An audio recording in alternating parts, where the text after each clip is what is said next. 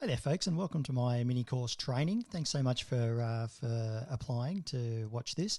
The idea of this course really is to give you a bit of an insight into what an expert business coach might be able to do for you and what areas that they'll be focusing on, or what areas I will be focusing on when I'm looking to launch, grow and scale a client's business. There's quite a lot of aspects that we need to look at here, so we'll probably be going for about 30 to 40 minutes, and I'll give you some good insights into what sorts of things you might be looking to do in your business in 2021 to launch, grow and scale. During the process, I'm going to assume that you want to grow your business revenue faster and grow your profits faster. You probably also want to increase your business value, and you probably want to do all of that with less stress and happier staff and happier clients. But this is not for everyone, and I'm not for everyone. I think it's important to understand that a business coach is there to be a mentor and a guide, and to impart some expertise, because they've already walked down the path, and they've probably seen some things that you may not have seen, and you can learn from that experience. I guess there's other ways to learn from either formal education, much of which leaves out large chunks of what I'm about to go through, and also from experience, but that can be full of hard knocks, blood, sweat and tears, which I'll talk about shortly. And I've certainly seen my share of blood, sweat and tears, and that's probably where a lot of my value comes from as well.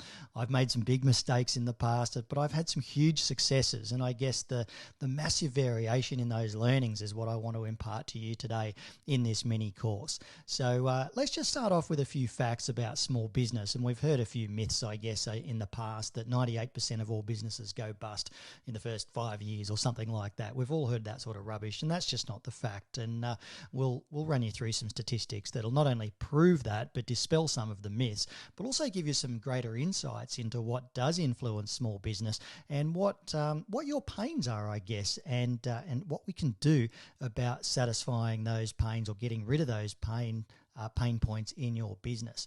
You're probably not going to get rich quick. Running a business is often a lifetime process.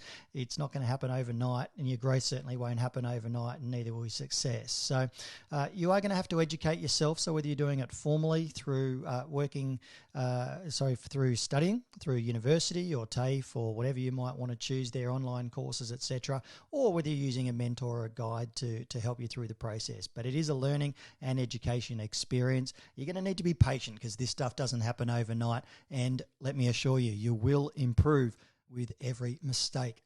And hopefully you don't make too many mistakes along the way. But listen, I think this is a really important point to make, and that is that we all make mistakes, some of them bigger than others. I've certainly had my fair share, and some of them were absolutely nuclear, but they are offset by the massive successes that you can have in business and the huge benefits that brings not only you, the business, the staff and the stakeholders, but also your family and the lifestyle that you can have from having a successful business. So before we get into too much detail, let's just have a look at a bit about why you feel some pain out there. And listen, let me tell you, every business owner is feeling some form of pain in some way, shape or form. A lot of people just think the grass is greener on the other side. Other people need a complete reset, and others are looking to just improve their business modestly. So let's have a look what small businesses look like in Australia. There's about 2.3 million businesses in Australia, and the small businesses make up about 98% of total businesses. So 98% of all businesses are small businesses.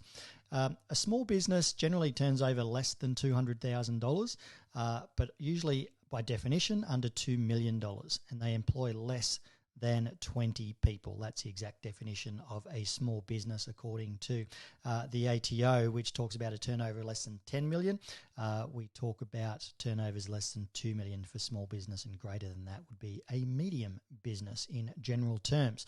So as we can see there, more than half of businesses earn less than $200,000 a year. They are employing about 5 million people in total, so at least half of all those employed in this country are employed by a small business. So small businesses are certainly carrying the employment load, and they also are taking up the majority of businesses in this country. Most of those employ less than 4 people, as we can see here by the statistic of 69.3% employ 4 people or less. Now, uses of the internet. This is an interesting one as well. A lot of businesses use the internet to search, to use for social media, they have a web presence. Probably only 40% of businesses have a web presence of less than 4 employees, which is fascinating in itself. We'll certainly be talking about that in the marketing module very shortly.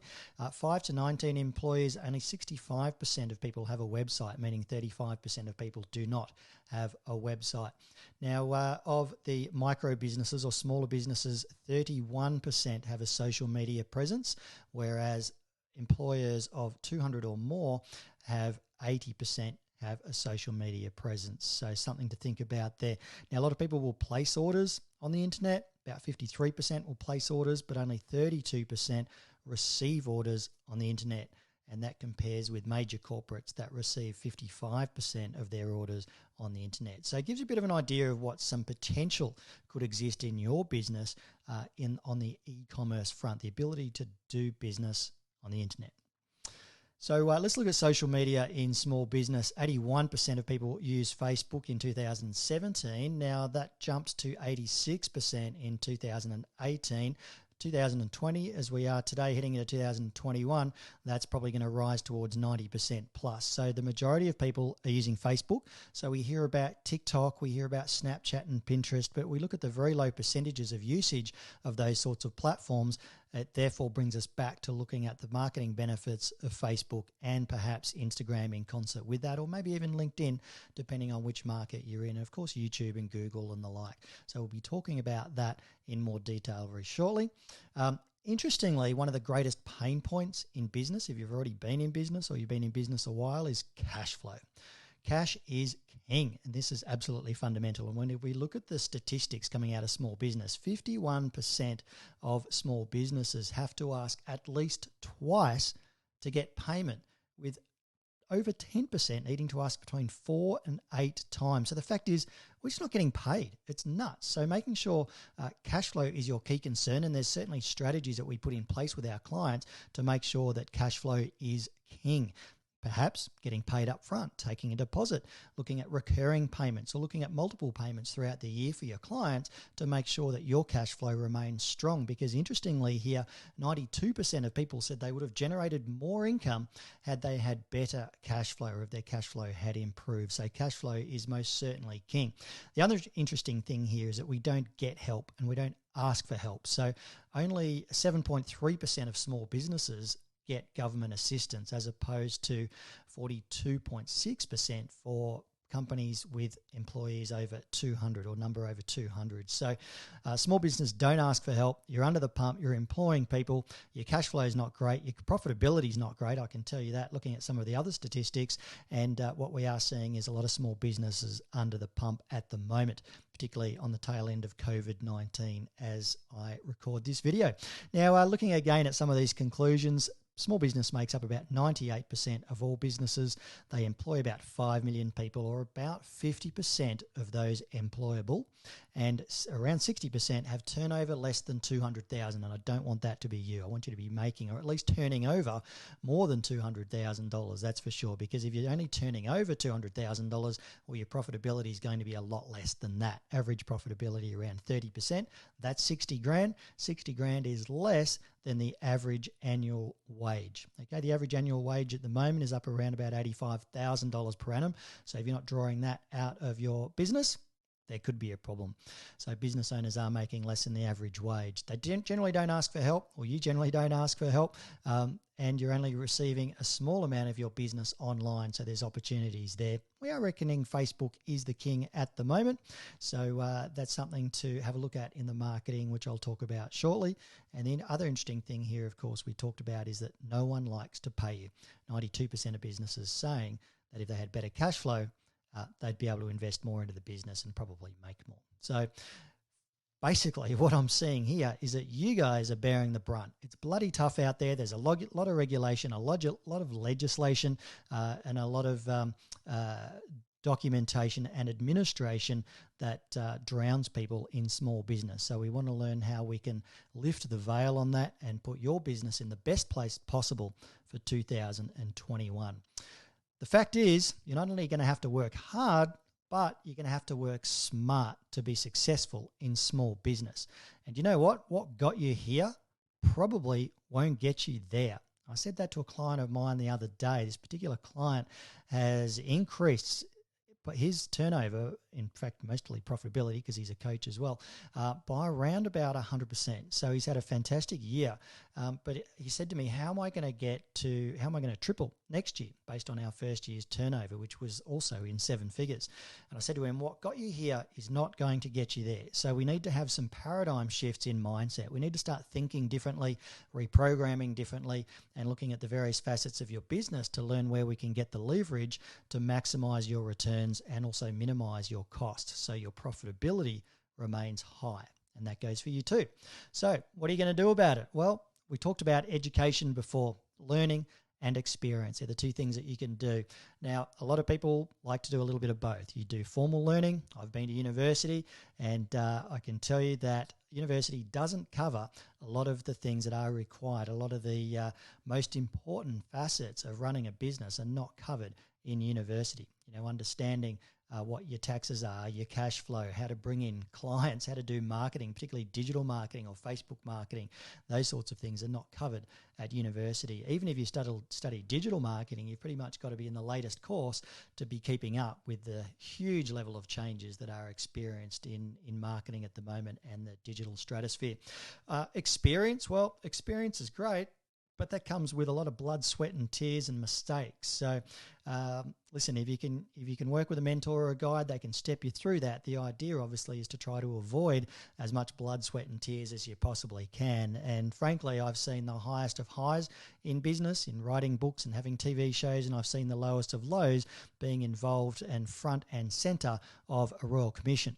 So I've seen the ups and downs of business in the greatest of heights. I've bought and sold multiple 5, 6, 7 and 8 figure businesses, and I've also been through some pretty tough and challenging times throughout that process, which brings me here today to do what I do to help you and help guide you through the process of running your business successfully.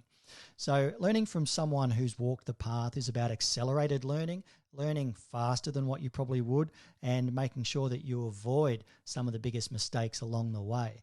And, having been in financial advice and accounting in the past, a lot of the advice that was given was really around about trying to avoid mistakes as much as making great decisions. So it's a combination of the 2. Having someone to guide you through the strategic and tactical tips that are needed to navigate the difficulties of small business, avoiding the heartaches, of course, and having an expert mentor is ideal. And also, I guess, leveraging the contacts and connections that come with someone who's probably walked the path that you want to walk in the future. So who am I? Well, I'm a controversial celebrity advisor. So let's get this out as quickly as we possibly can. I had a TV show on Sky Business for 7 years. I used to write for the Financial Review and Money magazine for many years, and I had a lot of successes. We won the Financial Advisor Practice of the Year in 2016, and I've had a lot of awards and I guess celebrations across the years.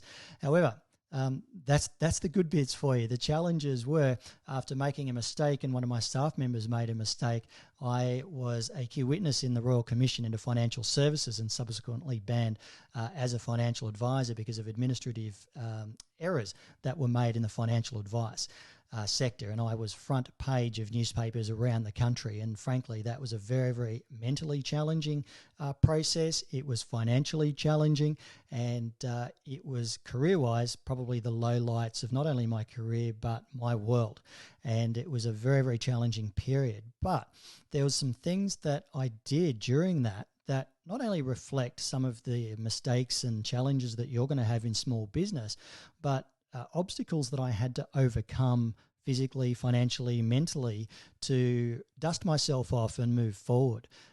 Things that I did, such as philanthropic activities, helping people, taking ownership for what I did and how things transpired, for the mistakes that were made, taking ownership of the staff that worked for me, and also taking ownership of the position that I was in that I probably didn't appreciate. And some of these are the challenges that you have in small business. You don't think that you are in a position of power, yet you actually are, and that's something that you need to embrace. You need paradigm shifts constantly in how you think and how you progress, not only in a business, but as a person. And that's probably been the greatest challenge and probably the greatest gift that I've learned throughout this process. And that's what I want to help pass on to you today. I probably don't need to do this. I could probably sell my assets and never work again, but I love doing this. And frankly, for a lot of clients, I do it for nothing. But now I want to start getting paid for it. I'm passionate about it, and I really love what I do in helping small business. So hopefully that comes across in what I'm doing here for you today. The advice I've certainly given across the TV shows and magazines and newspapers across the years, that was analysed, and there's certainly no issue with any of that. And, most of it was put down to administration, which in itself is very important. And I need to own that, but it is time to move past that, as it is time to move past some of your paradigm shifts that are going to be needed to be successful in business. So that's what the now is all about. We're on the tail end of COVID as I'm recording this. It's been a hugely challenging crisis for a lot of businesses, but, frankly, it's something that I took in my stride because I've been through bigger personal crisis, although this is a global crisis, and I don't want to minimize it in any way, shape or form. But for a lot of businesses, this crisis has actually been a positive. A lot of businesses in e-commerce have seen an increase in traffic, unless, of course, you're in hospitality or travel. And, of course, those industries have been decimated, and also people have needed to pivot significantly to survive. And it's those survival tactics that are really going to make you successful. And a lot of people are going to slingshot out of this crisis and into a hugely positive position in 2021. And that's what Launch, Grow and Scale Your Business is all about. And that's a podcast that I've got. It's on Apple, Spotify, Google, wherever. So feel free to have a listen to that at any point in time. And I'm interviewing a lot of the best business people, digital marketers a lot of the time, but a lot of business people around the world from the networks that I've been engaged in. So I do believe 2021 is going to be a huge year. We've got very low interest rates, businesses starting to kick, property prices are increasing, the share market's increased. So we're starting to see a real slingshot effect from all of the crap that we've had to put up with in the last 12 months or the last 10 months odd from the COVID-19 lockdown, which has been a global crisis affecting a lot of businesses. So this is all about business coaching to launch, grow and scale your business, although I won't be promoting the business coaching much, but I'll be telling you a little bit about what I do with my clients to help them launch, grow and scale the businesses. And that's what it's all about. And I use a 12-step module methodology, or a 12-module methodology. That being said, as I'm looking at the 12-module methodology, I don't go through it step by step with my clients. A lot of what I'm doing is just putting out spot fires. So, hey, I've got this problem. I've got this stuck. I've got this rock that I can't move. How do I move it? What do I need to do to move to that next phase? But this serves as a reference, I guess. This 12-step process serves as a reference of navigation for your business and how to go through the process. So step one is Ewing. It's about looking at yourself as a company, looking at yourself as, let's put it this way. Your business is a characterization of yourself. So what is it? Whatever is happening in your own head is going to be characterized in your business. It's like a personification of yourself, the business.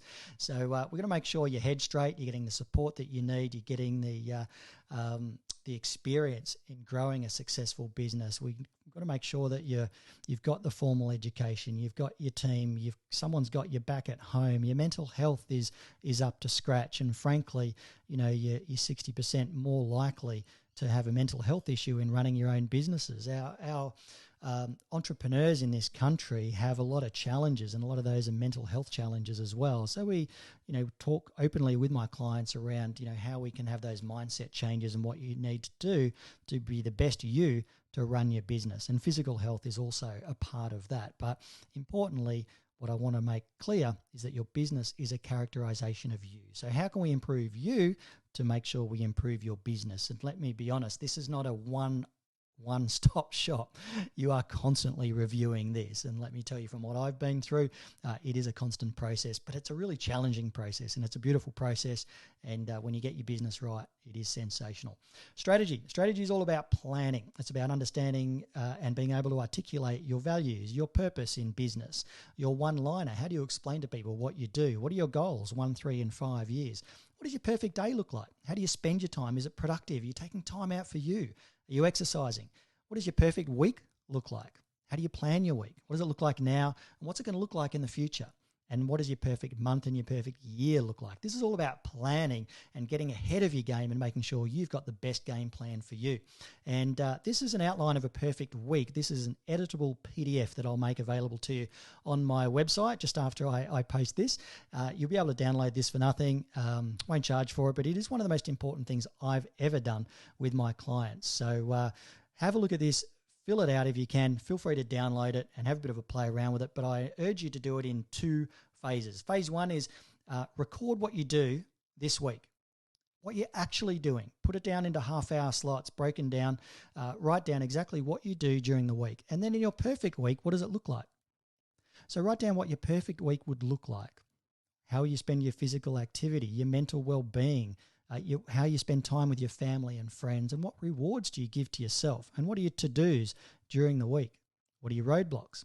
And right in the top left, I always like to begin with the end in mind, but in the top left, what are your top 5 priorities? How do you get yourself organised to be successful, and how do you set yourself up for success for the week ahead? That's what the perfect week is all about. So feel free to download that. No charge or obligation, just on the website in the free stuff area. So check that out. The other one's a perfect year. So if you're active in doing events, or you've got activities that you want to do, marketing events throughout the year, or just recording things like the AFL Grand Final, NRL Grand Final. You know, I've done or had booked in seminars on what's called State of Origin night. I've had seminars booked in on Valentine's Day. I've basically made mistakes wherever I possibly can to try to save you the heartache, and that's what organising your perfect year is all about. Also, the ability to block out your holidays, your family goals, making sure that you're doing what you need to do throughout the year. And this just gives you a bit of insight into what the year is going to look like ahead, and this is perfect for getting organised for 2021. I'll make this available on the website as well as a free editable download. Money. Now, money makes the world go round, as they say. Money is fundamental in a business. You've got to make sure you're well capitalised. We want to make sure your cash flow is okay. As we saw in the statistics, cash flow is number 1. So how can you fix it? Can you charge money up front? Can you take deposits from clients? Can you take 50% with 50% payable at the end? So you're not chasing up those pesky invoices. People having to ask 8 to 12 times just to be paid. Well, you can't do that for very long before going broke. So you need to understand cash flow, understanding the language of money. What do you need to understand about managing your money? Having access to capital. Do you have access to cash? Do you have like a 3-month term deposit in your business you can tap into in the case of a crisis like we've just seen? Or do you have access to a line of credit against your house that you might be able to tap into? Understanding your monthly P&L. I always urge clients to have a monthly profit and loss statement sent to you within 5 days of the end of the month. And usually these days with MYOB and Xero, you should be able to do that, talking to your bookkeeper and making sure you can read your P&L and understand what those numbers actually mean, because that is your navigation system. Imagine trying to drive a car to a place that you don't know without a navigation system these days. It's so much easier. Having an automatic or Apple Maps open or whatever it is that you use. Understanding your tax accounts, superannuation, all those sorts of things are fundamental when managing your money. Operations, understanding your systems, having an operations manual, having written processes. Checklists for repetitive tasks. I often use checklists. In fact, I've got a book called The Checklist Manifesto, which is well worth getting. It's a fantastic book I read many years ago and very, very helpful when running a business. Is if there's repetitive tasks or you've got high staff turnover in certain areas, checklists can be fantastic to make sure everyone's up to scratch, to make sure everything gets done exactly how you like.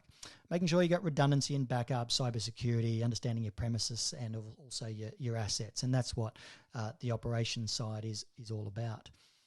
Customers, this is just so important. Understanding your customers, understanding who they are. Who's your ideal customer? Who's your ideal client avatar? What do they look like? Have you written it down? When you do Facebook advertising, they ask who your target market is. They not only ask for demographics, but you can enter psychographics. How do people think and how do they behave? What do they read? What do they watch? How do they think? How do they make decisions? Understand what the problem is that you are solving for your customers. Understanding how you build the know, like, and trust factor for your customers. But that ideal customer avatar, ideal client avatar, is such an important process I do with clients. And we usually have a whole sort of 2 to 3 hour workshop. In fact, it's been 5-hour workshop with a lot of people, making sure you get your messaging right, getting your one-liner written so people understand who you are and what you do.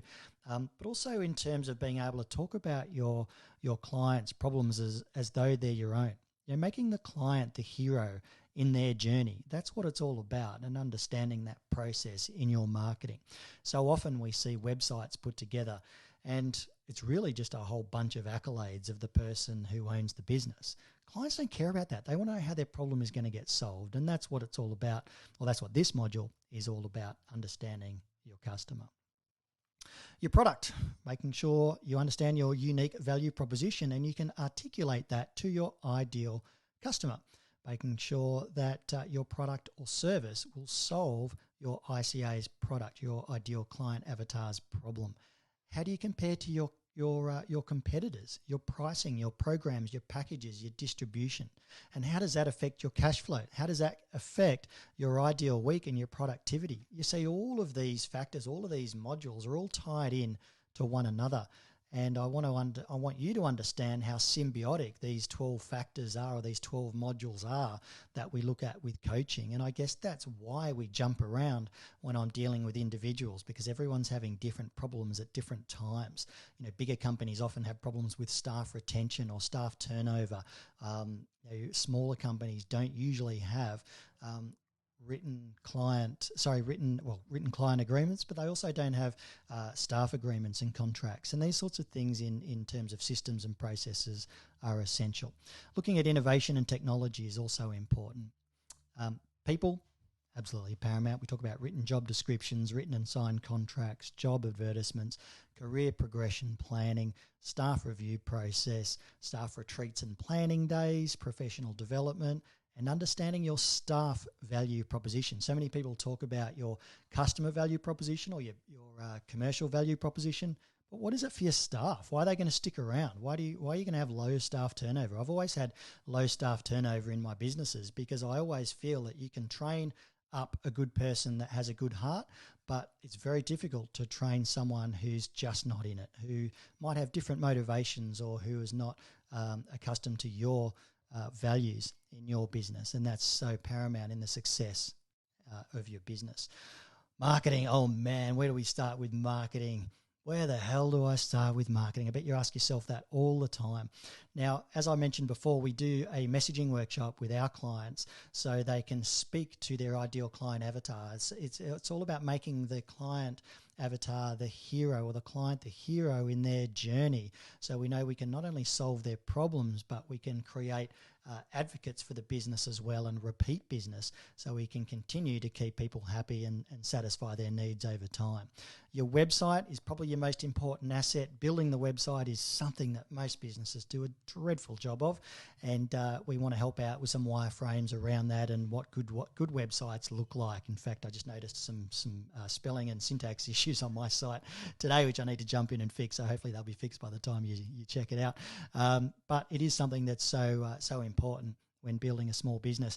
Understanding your email system, making sure you're actually going to communicate with your clients. Most small businesses don't communicate with their clients. I would implore you to have a weekly email going out, communicating with your clients, because although they can probably get the information that you're disseminating, they want to hear it from you. You are the person that they know, like, and trust. You are the person they want to hear from. So respect that, and also understand that it's important that they're getting the right sort of information from someone they know, like, and trust. Your CRM, logos, images, videos, graphics, the voice. What sort of voice do you speak in when you're talking to your clients? But your image around your business is paramount. Google, Facebook, LinkedIn, Instagram, YouTube, podcast. Wow, there's so many ways to market your business. So it's important to understand what you're going to get the most value for and what is going to be the most efficient use of your marketing dollar. And also want to make sure you're committed to that process and you're willing to invest some money and give it some time. I literally just jumped off a podcast about half an hour ago with a gentleman who suggested 80% of the leads come through after the first 30 days of running Facebook ads. So it does take some time to settle in. So you need to be patient, you need to have a great strategy, and you need to make sure that you can tweak, change, and review as you're analysing the numbers of whatever advertising process you are choosing. So hopefully that helps a little bit. We'll go into a lot more detail in the podcast about different types of marketing. I do a lot of digital marketing talk there as well. Now, compliance is something I know a heck of a lot about. We made a few issues with compliance, to say the least, in my old business, Henderson Maxwell, which is how I ended up in the press, and that was probably one of the major reasons for my inclusion in the Royal Commission, because we didn't have certain disclosures in the statement of advice that was given to one particular client, and that particular person said they may have lost some money. I don't believe they would have, but that's something that could have been challenged because of the way that the documentation wasn't set up. So compliance is so important these days. People are very, very choosy. They focus very much on making sure they get the right level of service. And, you know, with Google reviews and Trustpilot and the like these days, you will get pinged if you don't have a good social process, but also top-notch compliance. And it's certainly something that doesn't slip through to the keeper anymore. Understanding, you know, the governing laws, employment laws, workplace safety, your tax obligations, client agreements, supplier agreements, and all your legals, getting all of that stuff right when you're putting your business together is paramount. It can be very expensive if you stuff it up, as I've seen. I've literally lost millions from going through the process. But again, that's where the learnings are at, and that's where the value can be gained. Fortunately, chances are you won't go through that. So let's hope not. Understanding the exit. Have you thought about how you're going to exit your business? Have you even thought it's possible to exit your business? A lot of people don't feel that their business can actually be sold, but it can in a lot of cases. What are the values like? How do people value businesses in your industry? In financial advice, it's right now 2.5 times recurring revenue. It might be 5 to 7 times EBIT, earnings before interest and tax, or profit is the other description of EBIT. So understanding how your business is valuable and whether it can be valued easily, and how you increase that value. You know, if we know and understand how your business can be valued, we can then start using the leverage points around how you run your business to maximize the value, how we can increase your EBIT or your profitability to maximize the value of the business. You know, having buy-sell agreements in place, making sure you've got income protection, life insurance and trauma insurance, and partnership agreements and those sorts of things. Now, this last one is one of the most important things, and I don't think a lot of businesses think enough about philanthropy. Not only are you thinking about your own success and making sure you maximize your income, and we saw earlier with the statistics that most small businesses don't make much anyway, so it's very hard to think about philanthropy and how you're going to give away your money if you're not making money. So you have to give yourself permission to make money, because you can't be effective unless you actually do. And the idea of philanthropy is to be able to give back to your community. Now, you don't have to give back financially. You can give back with your time and with your money and with your energy. And I think this is the important point to make about philanthropy. I help a number of charities at the moment. I help feed the homeless. I help women overcoming situations of domestic violence. And I also help an orphanage in Bali. And for me, apart from making me feel good, it makes a difference. And, you know, I've never really thought about it in terms of PR, but someone did say the other day it's good PR. I don't really think about it in those terms. I think if you are socially responsible and you're doing the right thing, you will be seen as a leader in the community in any case. So, you know, how can your staff volunteer? How can you contribute? These are the sorts of things I want you to be thinking about when managing and growing your business. So launching, growing and scaling.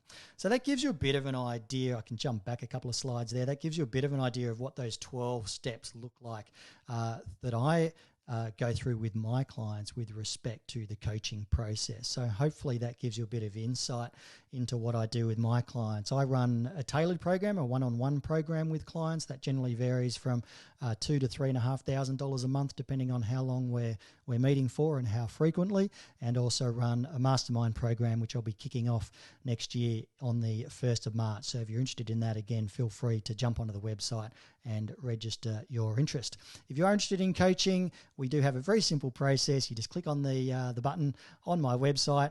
Step 2 is completing a discovery questionnaire, which I send out to you, and a business health diagnostic quiz, which is currently on my website. You can fill that out in your own time, but it gives me a good insight into your business. And frankly, you can't really give great advice unless you understand the business to which you're giving the advice. So we do need to understand your business inside out and back to front.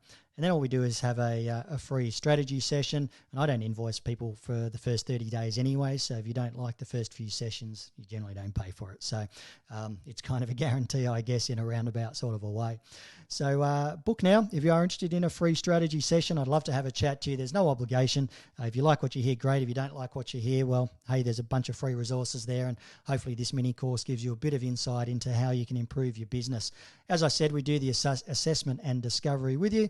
And then we just begin coaching. We sit down and we have a look at some of the more urgent needs in your business, how we can solve some of those problems, and how we can get you to a place of success, both in the business and in life. And really, coaching is all about transforming not only your business, but your life. So stop wasting your time and energy going around in circles. There's so much crap out there these days, and you can waste a lot of time, money and energy in chasing your tail. It's incredibly frustrating, it's unproductive, and it's just delaying the inevitable.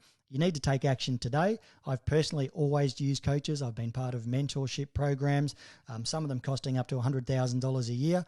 And the connections, the learnings, the experience that I've gained from that has certainly helped me launch, grow and scale multiple 6, 7 and 8 figure businesses across the years, even after the Royal Commission. And that's the sort of information I want to be able to pass on to you guys in the coaching process. So click on the Let's Talk Coaching button on the website if you're interested in having a chat. I've got 9 spots left as I'm recording this for 2021, so do jump in. I also leave some spots available on a pro bono basis. So if you know anyone who's running a business, who's going it tough, or who's having some health issues. I've got another client with a health issue. I've said, listen, just don't pay me. So I want to keep providing that sort of advice. So 20% of the spots that are available, which are on top of the 9. So I've got around about 11 to 12 spots in all. So 3 of those are going to people on a pro bono basis. So if you're not interested, maybe someone you know who's in a spot of trouble is interested, reach out. Love to help them. I just want the business to be a bit of an active service. After the challenge that I've had over the years, one thing that I have discovered is that if you can see your business as an active service, you will be successful in whatever it is that you do. And I think it's important to do a lot of pro bono work, or some significant amount of pro bono work, because it's only going to add value not only to the people that are getting the work, but also to those clients that are paying and they are getting significant value in the process. So be the change you want to see in the world. As Mahatma Gandhi once said, change takes effort.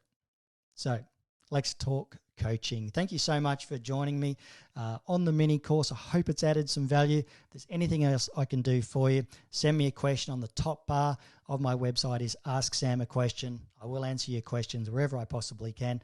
Thanks so much for watching, and I really hope that adds some value to you. Thanks again.